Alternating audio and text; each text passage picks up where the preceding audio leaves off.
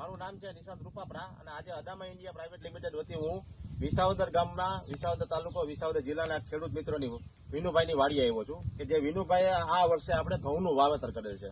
તો ઘણા વર્ષોથી અમારા એરિયામાં ઘઉંનું વાવેતર થાય છે અને એની અંદર જંગલી કૂચી કરીને ખડ છે કે જેનો બહુ મોટો પ્રશ્ન સર્જાયેલો છે. તો અદામા કંપનીએ આ વખતે નવી દવા લોન્ચ કરી છે અડાકા.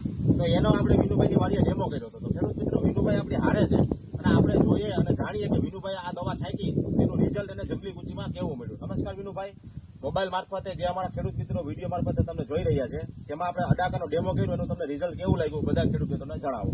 રિઝલ્ટ છે 95%. પંપથી સાટેલ હતું બરાબર. ને એટલે 5 ગ્રામ 6 ગ્રામ પંપે નાખેલ હતું. એનું રિઝલ્ટ 95% છે. આ દવા છાંટવામાં ખેડૂતોને ફાયદો છે. બરાબર. 95% ખડ ઉગતું નથી. બરાબર.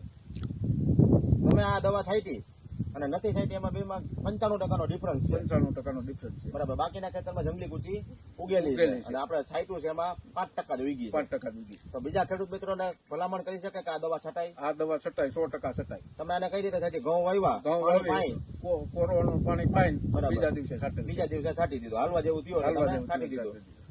તો બધા જ ખેડૂત મિત્રોને આ જે વિનુભાઈ વાત કરી એ બદલ વિનુભાઈનો આભાર માનું છું. ધન્યવાદ.